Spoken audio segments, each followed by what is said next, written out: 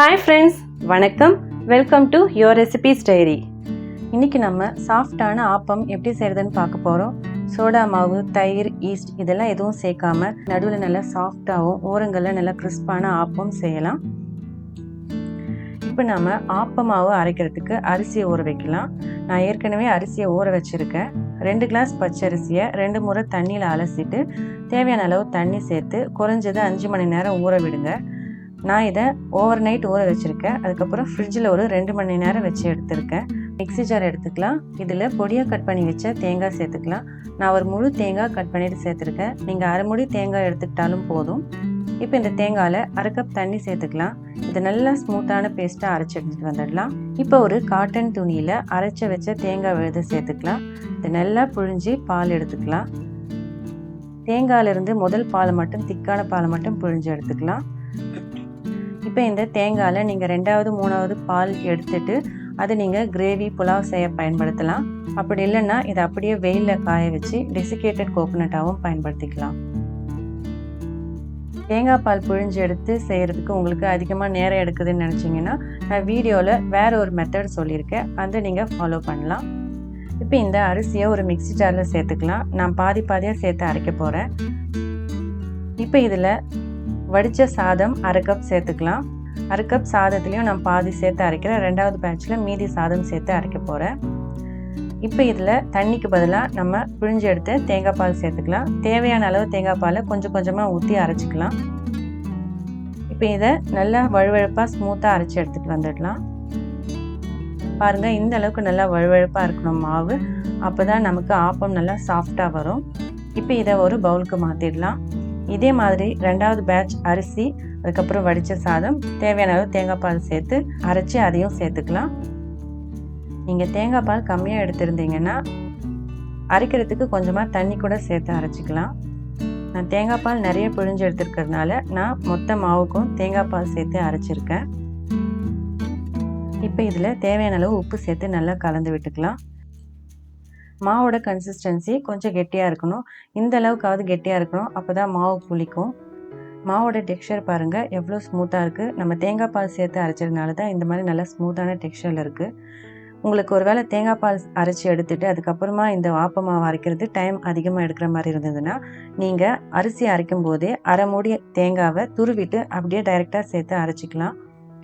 இப்போ இந்த மாவை மூடி வச்சு ஓவர் நைட் புளிக்க விடலாம்.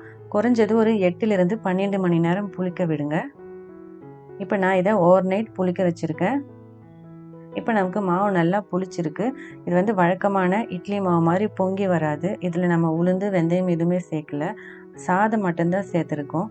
இந்த மாவோட டெக்ஸ்சரை நீங்கள் பார்க்கும்போது தெரியும், அங்கங்கே சின்ன சின்னதாக பபிள்ஸ் வரும். மாவு நல்லா புளிச்சிருந்தா கண்டிப்பாக இந்த மாதிரி குட்டி குட்டியாக பபிள்ஸ் வரும். இதில் நம்ம சோடா, ஈஸ்ட் இதெல்லாம் எதுவுமே சேர்க்கலை, அதனால இது பொங்கிலாம் வராது. ஆனால் இந்த சின்ன சின்ன பபிள்ஸை பார்த்து தெரிஞ்சுக்கலாம். நீங்கள் இப்படி இருந்தால் தான் நம்ம ஆப்பம் போடும்போதும் நிறைய ஹோல்ஸோட நல்லா சூப்பராக சுற்றி கிறிஸ்பாகவும் சாஃப்டாகவும் ஆப்பம் வரும். இப்போ ஆப்பக்கடாய் இல்லாதவங்க தோசை தவாலையே நீங்கள் இதே கன்சிஸ்டன்சியில் மாவு ஊற்றி ஆப்பம் போட்டு எடுத்துக்கலாம்.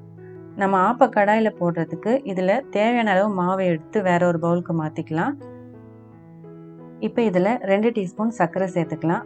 சர்க்கரை சேர்த்து நம்ம கலந்து ஆப்பம் போட்டோம்னா ஓரங்களில் நமக்கு நல்ல ஒரு கோல்டன் கலரில் வரும். இப்போ இதில் கொஞ்சமாக தண்ணி சேர்த்து நல்லா கரைச்சி விட்டுக்கலாம். ஆப்பம் ஓரங்களில் நல்லா கிறிஸ்பாக வரணும்னா மாவோட கன்சிஸ்டன்சி தோசை மாவை விட ரொம்ப தளர்வாக இருக்கணும்.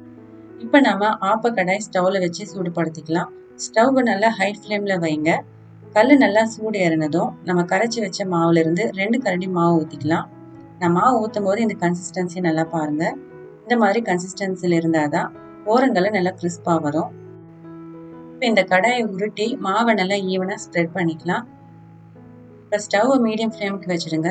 பாருங்கள், நான் மாவு ஊற்றி உருட்டி விட்டதுமே எவ்வளோ பபிள்ஸ் வருது. இந்த மாதிரி நிறைய பபிள்ஸ் வரணும். அப்போ தான் ஆப்பம் நமக்கு நல்லா சாஃப்டாக வரும். இதில் ஓரங்களில் தேவையான அளவு நெய்யில் எண்ணெய் சேர்த்துக்கலாம். இப்போ இதை மூடி வச்சு ஒரு 2 நிமிஷம் வேக விடலாம். சுற்றி நல்லா கிறிஸ்பாக வெந்ததுக்கு அப்புறமா ஆப்பம் கடாயை விட்டு லேசாக உறிஞ்சி வரும். இந்த மாதிரி வந்ததும் நம்ம இந்த ஆப்பத்தை வெளியே எடுத்துடலாம். அவ்வளோதாங்க, நல்ல சாஃப்டான ஆப்பம் தயாராகிடுச்சு. பாருங்க, ஓரங்களில் நல்ல கிறிஸ்பாக கோல்டன் கலருக்கு பார்க்கவே அழகாக இருக்குது. சென்டரில் பார்த்தாலே தெரியும், நல்லா சாஃப்டாக, நல்ல பபிள்ஸோட சாஃப்டாக இருக்குது. இதே மாதிரி நீங்கள் ஒரு ஒரு ஆப்பமாக ஊற்றி எடுத்துக்கலாம். டின்னருக்கு வழக்கமாக செய்கிற இட்லி தோசைக்கு பதிலாக நீங்கள் இந்த ஆப்பம் செய்து கொடுக்கலாம். இதுக்கு கூட சைட் டிஷ்ஷாக எக் வச்சு சிம்பிளாக கிரேவி செய்து கொடுத்தீங்கன்னா ரொம்பவே விரும்பி சாப்பிடுவாங்க. நான் இன்றைக்கி இந்த ஆப்பத்துக்கு சைட் டிஷ்ஷாக முட்டை வச்சு சிம்பிளாக ஆப்பக்கறி செய்திருக்கேன். இது வழக்கமாக செய்கிற முட்டை கிரேவி மாதிரி இல்லாமல் கொஞ்சம் வித்தியாசமாக இருக்கும், ரொம்ப சுவையாக இருக்கும். இந்த ரெசிபி வீடியோவை நீங்கள் மிஸ் பண்ணாமல் இருக்கணும்னா என்னோடய சேனலை நீங்கள் சப்ஸ்கிரைப் பண்ணி கூடவே பெல் ஐக்கானையும் ப்ரெஸ் பண்ணி ஆல் ஆப்ஷன் செலக்ட் பண்ணுங்கள். ஓகே ஃப்ரெண்ட்ஸ், இந்த வீடியோ உங்களுக்கு பிடிச்சிருந்தா லைக் பண்ணுங்கள். Thank you, bye by.